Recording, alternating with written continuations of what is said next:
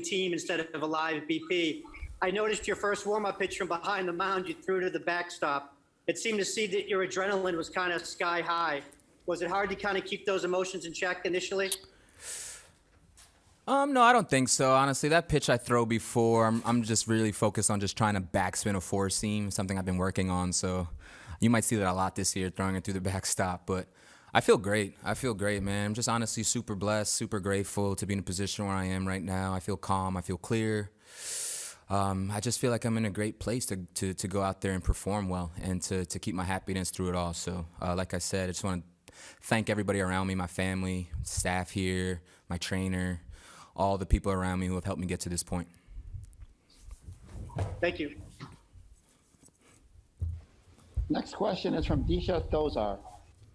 Hey, Marcus, how did you feel about your deception on the mound today? It looked like you were kind of messing up their timing. Yeah, I feel great. I have a bunch of weapons that will slowly get put into play over the course of the year. I feel like I can outstuff guys with no deception. But like I said, I work extremely hard in the weight room on my stability to be able to mess with my timing, mess with variations, and I just feel like it's a weapon to have in your back pocket. So definitely will be using and implementing new deliveries and new variations throughout the year. And then just what was your reaction, your emotions on the mound after you finally struck out De La Cruz looking to end the second inning? Man, that was a good at-bat. He had some really good swings and some good pitches. Remind me of like a few at-bats I've had with Pedroia in my past, man. They just kind of spoil. But that's what makes this game so fun, you know what I mean? Having those battles and getting to that point where you can kind of celebrate and let out a little bit at the end. So, yeah, great at-bat from him, and I look forward to any competition. Thank you. Next question is from Tim Healy. Hey, Marcus, your friend Rob Friedman tweeted about your mixing in a split change there. How long have you been working on that, and how do you like it? Man, I love it. That's a new pitch for me. Like, I'm still getting comfortable with it, but to see the results today, it's extremely encouraging. Like I said, I've never really had to change it my entire career. Pretty much have pitched exclusively off sinker slider. So to have that weapon in my back pocket is one of my pitches that is kind of at the end of my repertoire. It feels really good, and it's something that, like Rob said, I worked on incredibly hard this past offseason. It's a pitch I learned from Giselman when we were in Brooklyn, and it's something that I just continue to hit on, and the more I throw it, the more comfortable I feel. So shout to Rob Friedman. That's my guy, man. I'm sure we're going to talk here and right after I get off this for a bit. Sure, and then for those who don't understand the minutia necessarily, how would you describe the benefit of pitching in a quote-unquote real game in the stadium as opposed to backfields against your own teammates? It's a blessing, man, just to go out there and see fans and to talk and interact with fans, to hear them cheering, to hear them kind of being in the moment. It feels awesome. It feels awesome. You kind of got that buzz, obviously not similar to a full stadium, but just to have that buzz back, it kind of feels like baseball again. So I loved it. Had my dad out here, my chef, my trainer. So it felt really good, man, to get back out there and have my people here. Thank you. Next question is from Tony DeComo. Hey, Marcus. I also wanted to ask you about the split change. How many would you estimate you threw today? And when you're working on a new pitch like that, how important is it to kind of see batters' reactions in a real game to gauge how it's going? Yeah, you definitely you never know until you throw it against hitters, like you just said. It can feel filthy, it can feel nasty, it can feel like the best pitch ever, but until you actually get out there and throw it in a game and see how hitters react to it, I feel like you can't actually consider that pitch a weapon until you do so. So that's why after throwing it today, I feel like it's a weapon, because it's the first time I've used it against hitters and I had really good success. I've probably thrown, to be honest with you, I haven't even gone and looked back at my game yet at all, which I'll do after this, but if I had to guess, maybe like 7 or 8 of them. And it felt pretty good. Had similar action on it every time. And like I said, man, I'm sinker slider, so anything I can go off that, it's just going to be another weapon that will help me out. Thank you.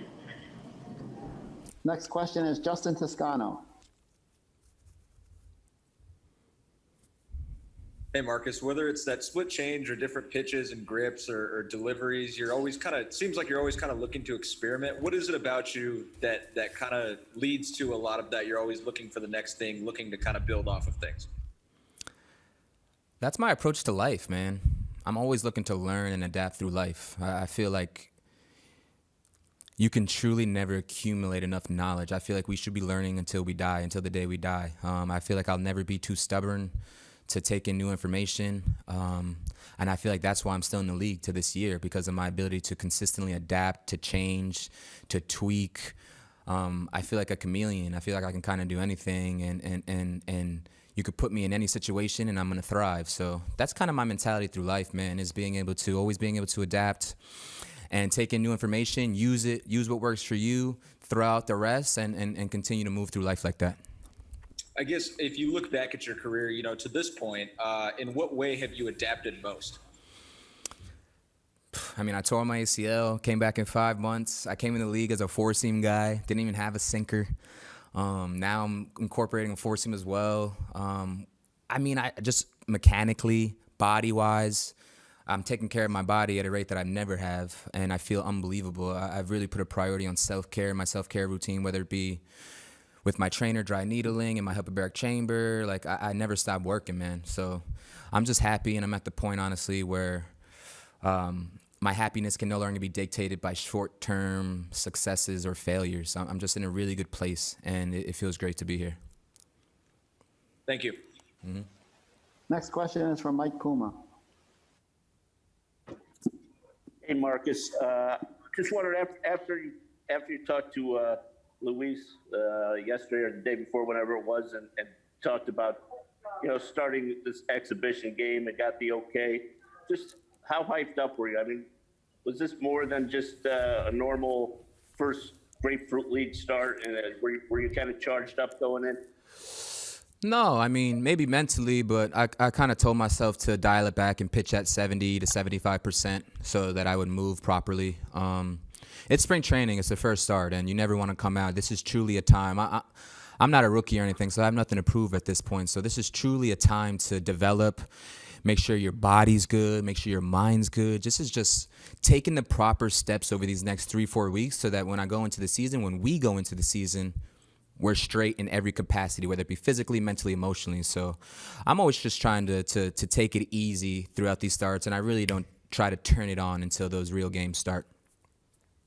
And you were sitting about 92, 93 with the fastball. That's pretty much where you're most comfortable, right? Yeah, I mean, I've never been. You see 99 get squared up all the time. My shit moves a lot, so I'm not really concerned with velocity. I'll be able to run a four seam up there when I want in the mid 90s, but like I said, I have so many weapons, man. My stuff doesn't move like the normal stuff between my cutter, my sinker, my changeup, my slider. I'm not the prototypical pitcher who's going into a game saying, I'm gonna throw it as hard as I can at the top of the box. That's very far from me. So velocity is something that will never dictate if I'm good or not. My stuff's nasty, and I'm going to go out there and deal all year.